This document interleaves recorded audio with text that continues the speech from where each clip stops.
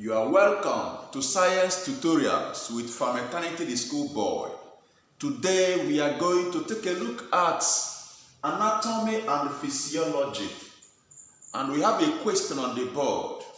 The question says, what is homeostasis? What is homeostasis?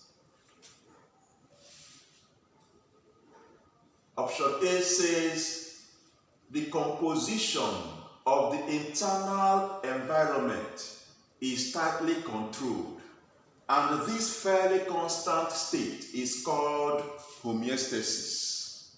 Option B says, the composition of cellular environment is not controlled, and this ever-changing state is called homeostasis. Option C says, the movement of substances through the cell membrane is called homeostasis. Option D says, none of the above. The question source is MCQs for Rose and Wilson Anatomy and Physiology in Health and Illness, 12th edition by Ann Worth and Alison Grant. Page 1, question 5. Okay. Let us go back to the question, what is homeostasis? For us to be able to answer this question, I want to do a kind of an overview of what homeostasis is all about. And after that, we'll analyze the options and see the options that best suits the overview. That is the answer. Now, what is homeostasis? Before we can understand the meaning of homeostasis, I want us to talk about environment, internal environment and external environment. Now, with respect to human body, what is external environment? Just as the name implies, environment, surrounding of the what? The body. And external environment surrounds the what? The body. Now, this is the body, the environment, the surrounding. What surrounds the body is the what? Environment. And through the external environment. And through the external environment, the body gets what? Oxygen needs from the air. Yes. The body gets nutritional needs from the food you eat that enters the system. Comes from where? External what? Environment. And the external environment has play a vital role in what happens internally. Yes. Now, let's talk about the what? Internal environment. Internal environment surrounds the what? Is within the body, surrounds the cells, the organs. What surrounds the cells of the body is the what? The internal what? Environment. Now, these internal environments play a vital role in what the cells receives and what affects the cells of the body. Remember, the cell is the basic unit of life. And when our cell is sick, we are sick. So if because things come from outside, things we eat, the air we breathe, and other things, a lot of things enter the internal environment from the external environment. And these things that enter needs to be controlled. Because if they are not controlled, they may be in excess or may be in what? They may not be enough. And if they are in excess, it will affect the cells. And if they are not enough, it will also do what? Affect the cells. So this internal environment needs to be controlled. So the body has a way of controlling this internal environment. When things present in the internal environment is getting more than it can carry, the body has a way of doing what? Bringing it to a normal range. And when they fall below, the body has a way of bringing them up to a normal what? Range. These changes and they bring in what happens, the content of the internal environment to a narrow range is called what? Is a process we call what? Homeostasis. So whenever there is an imbalance in this internal environment, sickness, illness ensues.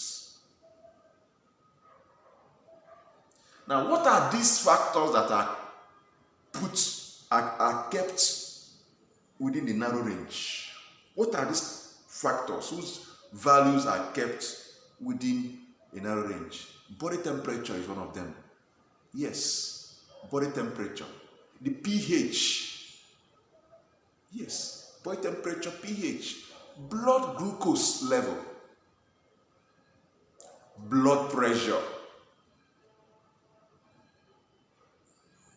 Many of them. So now, the efforts or the activities or process through which the body maintains this narrow range in internal environment is what is called what? Homeostasis. This is what homeostasis is all about. I don't want to start going deep into the components. Of course, I said that through homeostasis the body controls. So each body controls what is present in the internal environment. That means there is a control system. And in any control system, there must be what is called a sensor or detector. What detects there is an increase of more than normal range, or there's a decrease less than normal range, detector. And there should be a center where what was detected will be sent to for processing. And after the processing, to decide on what to do and how to take care of it, there must be an effector. What effects brings a change, either bringing it to normal, bringing it down to normal, or bringing it up to normal. This is done by the effector. And for each of the factors involved, there is a specific detector, specific control system, and specific effector. This is how the body is arranged.